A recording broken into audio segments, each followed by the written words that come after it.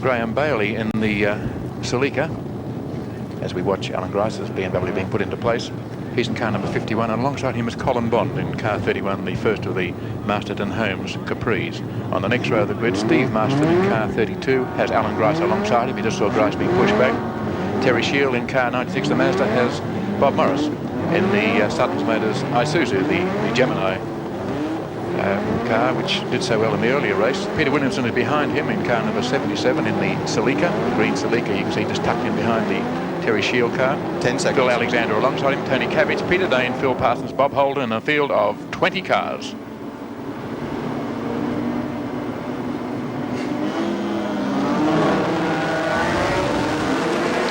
It's Daly who's just made slightly the better off the mark, but once the car gets wound up, it's Barry Jones in the rotary engine Mazda that's going, and on the outside the field pouring through there. Be a whole batch of cars going across the top. Alan Grice, I think, in the BMW made a lot of ground there. It's the biggest engine car there, but still relatively undeveloped, but he really gave it the gun up the hill.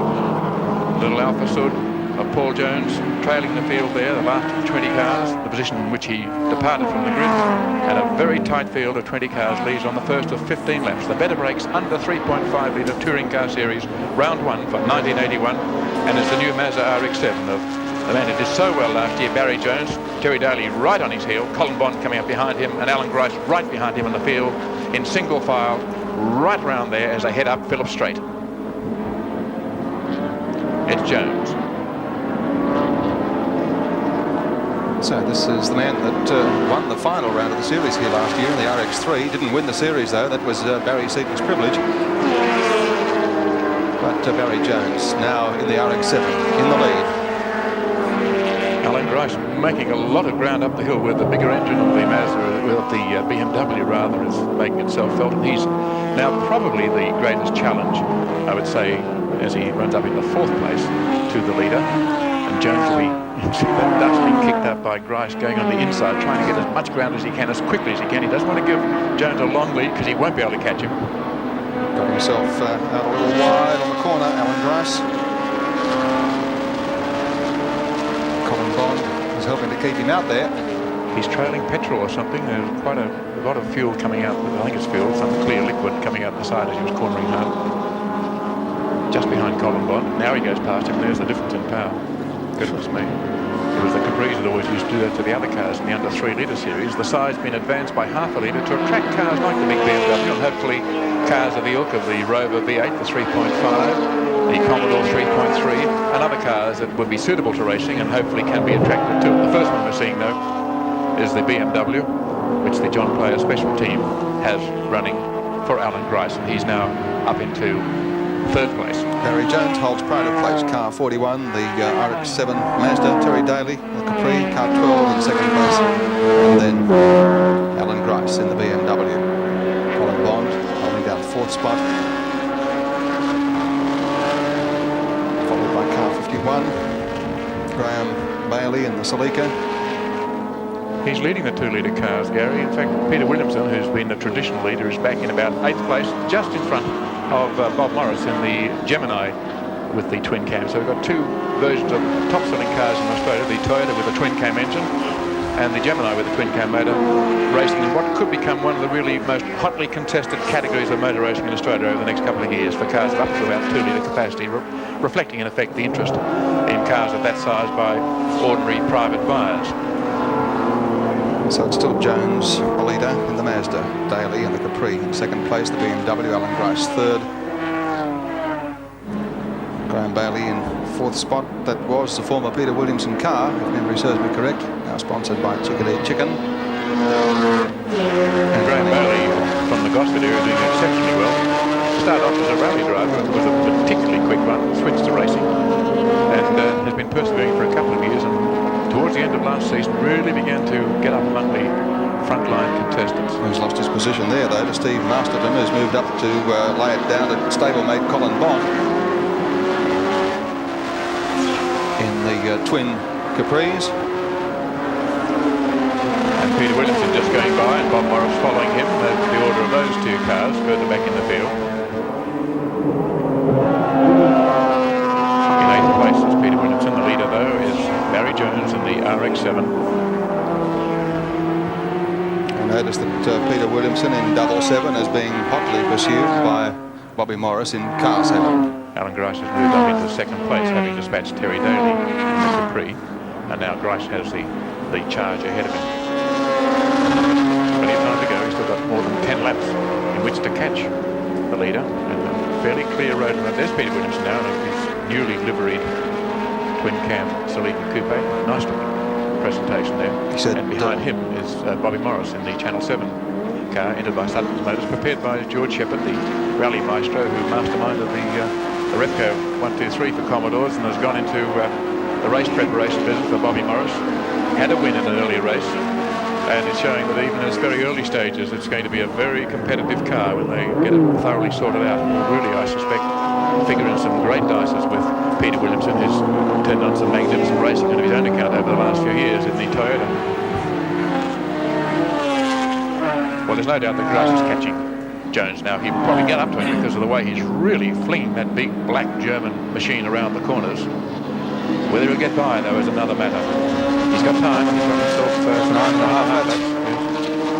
Plenty of time to do it. Oh, there's a nice little bit of an excursion. Not exactly where Shane Cowan meant to go, but he's kept it all on the track, waving to a car behind to keep on the left. And now at the rear of the field, having been passed by the Alpha 30s off, still carrying the P plates, which show he's a racing novice, not a novice in terms of a conventional license holder, but that he hasn't as yet completed his mandatory 3 races to qualify him as a non-P plate race driver. Over the hill, and Alan Grice is really getting himself into position to mount a challenge on Barry Jones at the head of the field. Just in behind them, Terry Daly in the Capri. 2 more Capris following up there from the Masterton stable, Colin Bond and Steve Masterton. Still got a little bit of ground there to make up to challenge Daly for 3rd spot. Out in front, this is the battle. 41 and 11, Barry Jones Mazda and Alan Grice's BMW. So an imported Japanese sports car versus the German concept. Not quite the same type of car, the BMW more in the luxury mold, but it's fascinating to see this contest between these 2 imports. And Alan Grice really chucking that car around. If you watch the way he goes through the tight bits, not at the top here, this is just sheer speed, where he will probably catch up because he really does appreciate a lot of distance, and he makes up a lot of ground there. Bob Morris into the pits in the Holden Isuzu car 7. It's bad luck for George Shepherd and his team, but still I think they've made their point with the early running of this car. It's going to be a force. A bit too much, I suppose, to expect them to do exceptionally well in the first outing. But Bob Morris in the pits, which is one of the stars of the event out. In the meantime, Alan Grice into the banks, into the corners, and into the Mazda, which is... Do you think he's trying? I think he's trying. And look how close he is, and he will start making his move. Maybe not this lap, although he'll go pretty close at Winfield, I'd say, which is the next corner, more than the right angle to the right. He'll get as close as he can, but he will leave his charge, I would say, either up the hill where he knows he has the legs. He won't take risks on a dangerous part of the circuit such as that, but either up the hill or maybe down through Mazda, which would be an appropriate part of the circuit to dispose of the RX-7, and Alan has a sense of humour, or else around Honda, which is neutral territory for both of them, and that's a very tight left-hander. But here he goes. He should get close here because he's got the legs, but he may just not get the line. Yes, he's got it. He got by, and he's just flipped in front. And even though Jones is trying hard on the outside, he's lost the lead. Now let's see what he tries, because he doesn't like being passed, and he's going on the inside, and he's about to try and nip on the inside of Alan Grice. No way, though, but he at least showed that he's going to try all the way around. So now Grice is the man, and he's going to have to withstand pressure from Barry Jones, because Jones is going to put it right to him, you can bet your life. Now through Honda. Now Jones, as you discovered in your talk with him, Gary, has still been doing a lot of developmental work and reckons he can get more out of the car than he's got. A lot more. So we should be in for some great racing. The Capris, it seems, are a bit outgunned this year. They're further back. In fact, Barry Seaton is not even starting, and rather sadly we heard the suggestion that he may be retiring. The heavy cost of motor racing may have put up with a man who's really been an ornament on the game for many years and has been the dominant figure in this category of racing. But unhappily, Bo Seaton, who has won Bathurst and has, as I say, done so well here, is not a starter today. Won this series last year, and it's a shame that he's not lining up to defend the title. Alan Grice in front.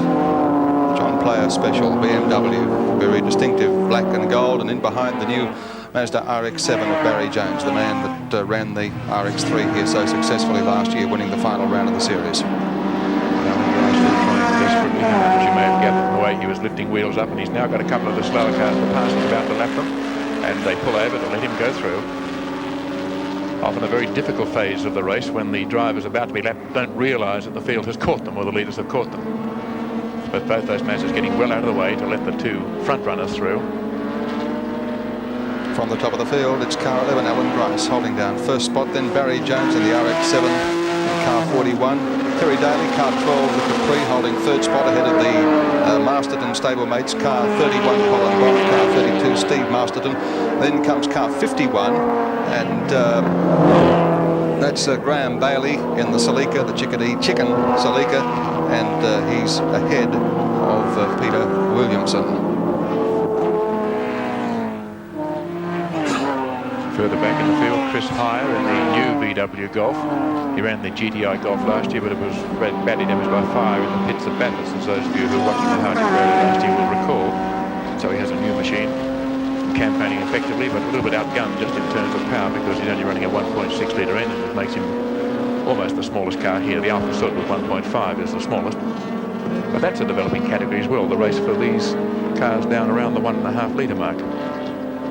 The biggest car in the field, though, the new BMW 3.5 litre. But Alan Grice is running in the magnificent, and I suspect very expensive colours of John Player Special. That gold leaf on the side looks real, and with the price of gold, it can be a very circumspect Alan Grice this season, who doesn't want to nudge fenders as he sometimes was inclined to in the past, because it'll cost a lot of money to have to repaint that car. But a beautifully presented vehicle. And still catchable, obviously, in the eyes of Barry Jones. Yes, who's he trying hasn't got away, has he, from Jones? No. Well, Jones realises that Grice was driving very hard to get up to him, and he says, right, if I can keep the pressure, he may just make a mistake. That's all it takes. And while Grice is just pulling away a little bit in some parts and is approaching that part of the circuit where he will go quicker, that is up the hill, up Bitchupave, after CRC Straight, which is the next straight section of Amaroo.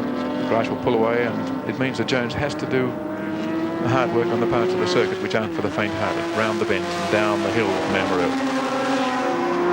3 laps to go.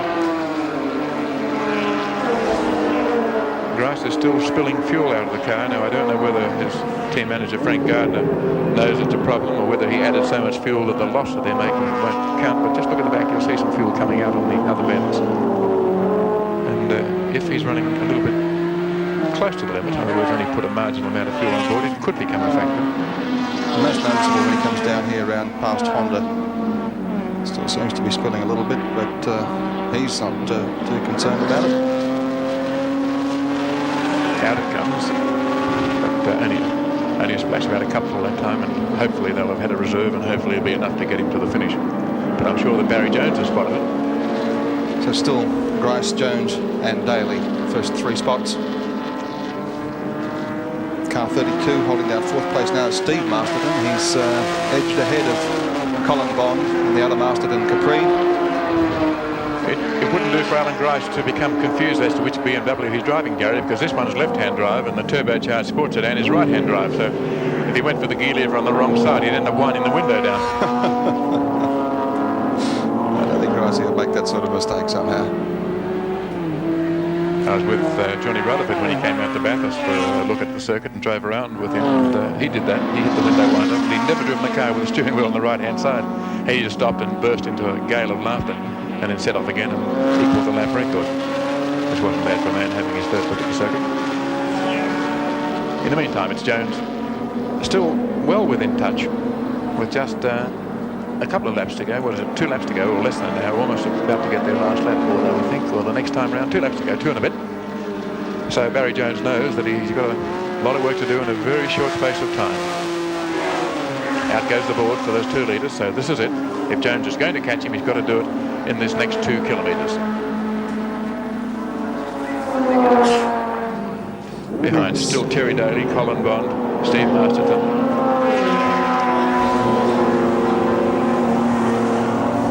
Bailey is the first of the 2 litre cars, and he's running in 6th place. Well, Jones has closed, there's no doubt. He's trying very hard going down. There's Graham. Willow lost a spot or 2. Yes, he slowed right down. There's something wrong with Peter Williamson's car. Off the edge of the track, I think. I think it's more than that, though. He doesn't seem to have got the pace back on again. He hasn't really had as happy a season recently as he did before. Jones is in a little bit of difficulty. Yes, he's not just trailing No, fire, he's on fire. That car is burning. He's on fire. The car that's second is on fire. There's a fire under the car. Now the winner will go across the line. We can forget Alan Grice. He's on fire and he'll have to get out quickly. You can see the fire beneath. That's not just a rotary blaze. The car is being destroyed. He's got to get out of there quickly. In the meantime, Grice doesn't know what's happening. We're used to seeing cars spurting flame out the back, but he's going for his fire extinguisher, and that little one he's got in the hand is not going to do much good. Flames are out the exhaust as well. Here's the fire marshal now coming to join him. Knocks the cock off the extinguisher, and on comes the flame. Hi, gee, this is drama for Barry Jones and the new RX-7 that he's campaigning this year in the Better Break Series, and on the last lap of the race, not in a position really to overtake Alan Grice, but contenting himself to hold on to second place. And as they came down into the second last corner, flames appeared under the car. At first it might have been just exhaust, we thought, but by gee, it spread rapidly and caught, and obviously was more serious than that, and that's the end result. You can see car 41, the Darrell Lee RX-7 Mazda. There's some melted chocolate there, Gary. They noticed how the marshals were very careful not to get the bonnet up, because a few people have made the mistake of opening the bonnet of a burning car and being engulfed in the sudden eruption of flame when the air is let loose on it. So they did it the right way. Now the bonnet goes up, the fire is out. It was probably an engine backfire of some sort. We've seen in the past where the rotaries tend to spit a lot of flame. Maybe he just caught from that because the whole of the engine compartment started to burn, and then we saw flames leaping from the exhaust pipe at the rear. Terry Daly went off the track also on that last lap. We're nowhere near that sort of difficulty, but that put him out of the running, and you'll find that car 32 has crossed the line in second place. That's Steve Masterton, and the second Masterton Capri driven by Colin Bond. Car 31 has finished in third place, so it's Grice first, and Masterton second, Bond third. And it was a shock, Alan Grice, who arrived to see the man he'd been racing with stopped on the side of the road and with a very badly damaged car.